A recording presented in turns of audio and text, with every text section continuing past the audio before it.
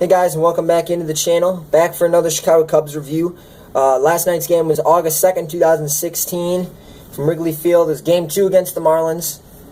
And this was a game where you had, the Marlins ace, one of the top pitchers in baseball, Jose Fernandez, going against, quite frankly, probably the Cubs' number 5 pitcher at this point, Jason Hammel. Again, seemed like a bit of a mismatch, but, God damn it, this camera's all off-centered. But, again, just like the Fernandez-Mattez one, the Cubs find a way to win. This one was not quite the same way as the Mattez-Hernandez game, but yet again, the Cubs get a W. Cubs won today 3-2, extended the record to 65-41. Now are 9 games up on the St. Louis Cardinals, who dropped a 7-5 decision to the Reds. But let's get right into the game.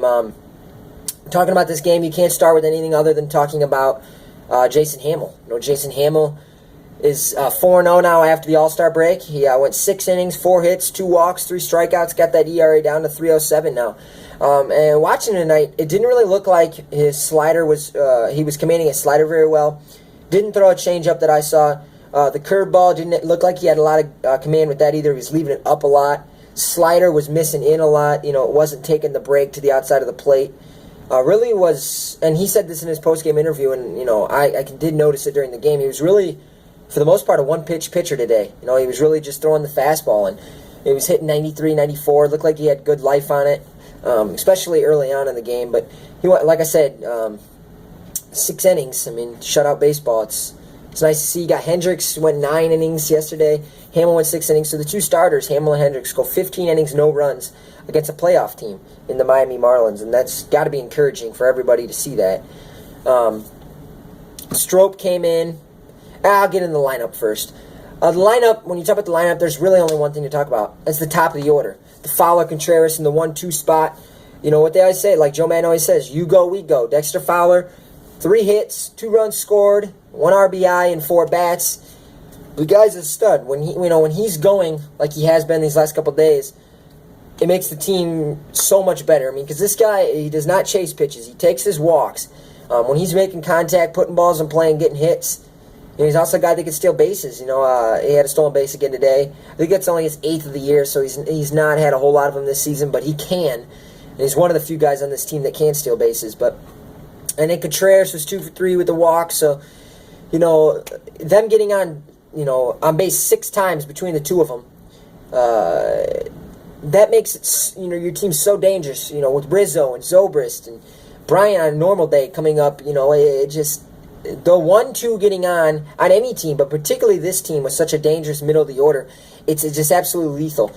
Chris Bryant didn't play today, so like I talked about a couple days ago, a day off for him was looming. It was just a question of what day, and Madden decided to give him the day off today. And looking now, it was great. He got a day off. We won the game. He didn't have to come in late for defense or anything. We won the game without him, which was nice. Hayward had another hit, extended his on-base streak to 8 games now. Really hoping that this is a start of something for him because, like I've said before, this team is not going to more than likely do what we want them to do in October without some contribution from Jason Hayward at the plate. We need him. We're paying him $184 million damn dollars. We need him to fucking do something. As far as offense, there really wasn't much more to say. Like I said, most of the production was from the top of the order. Anthony Rizzo didn't have a hit today. Did have 2 walks. Zobrist in the 4 spot was 0 for 4. So just not a lot of production offensively other than the top 2 guys. But, they did so much that really no one else really had to do much. Just a tremendous game for Fowler and Contreras. And to be honest, I really like Contreras in that 2-hole. I don't know if anyone else does, but I've made it known here in the past week or so that I'm not a huge fan of Bryant in the 2 spot. I know his numbers are great, but I feel like his numbers would be great in any spot you put him in. But I like Bryant and Rizzo in the 3-4 spot. I would honestly prefer, I've been saying for a while, I would like to see Fowler, Zobrist, Bryant, Rizzo. But if that's, for whatever reason, Madden really seems to like Zobrist behind Rizzo. So if that's the way he wants to go, I wouldn't mind seeing Contreras be a 2-hitter. He had Schwarber in the 2 spot most of last year, and Contreras is a lot like him from the right side. Less power, but he's a guy who will take his walks. He's got power. He's actually a pretty good speed. Showed that in the last game against the Mariners. If he doesn't beat that ground ball out in the game on Sunday night, Caesar doesn't have the chance. They don't throw the wild pitch, and we don't come back and win that game. Contreras is a guy who's always hustling, and it's just fun to watch him play. So if they wanted to continue to go with him in the 2 spot, I'd be all for it. I expect Bryant to be right back in the 2 spot today, but I just want it to be noted that I like Contreras in that 2 spot. To the mound, though, other than Hamley, he had Strop come in the 7th, 2/3 of an inning, 3 hits, 2 runs, 2 strikeouts, no walks.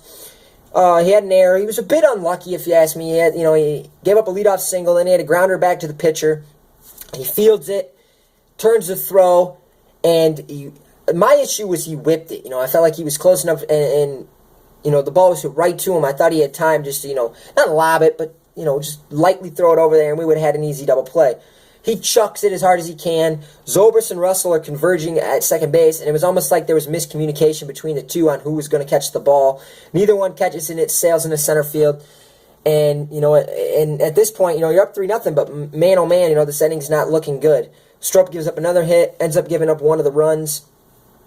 Oh, he gives up 2 runs, but the 1 run wasn't earned. So 2 runs score, but thinking to myself, I'm not really sure whose fault that was. You could say it was Zobrist and Russell not communicating up the middle, because the throw was over the bag as well. But I also, in the back of my mind, I said maybe it was Strop's fault because he whipped the goddamn ball like a nutcase, when there was no need to. But Travis Wood came in, got the 1 out in that inning to get Strop off the hook. Rondon came in the 8th. 1 inning, gave up 2 more hits. He's been giving up some hits lately, but he's been able to get pitch around it because he doesn't walk anyone, or he hasn't been walking anyone, so that really helps him. He had 1 strikeout. His ERA is now 1.70. I mean, whether you think he's one of the top guys in late inning situations in baseball or not, his ERA says he is.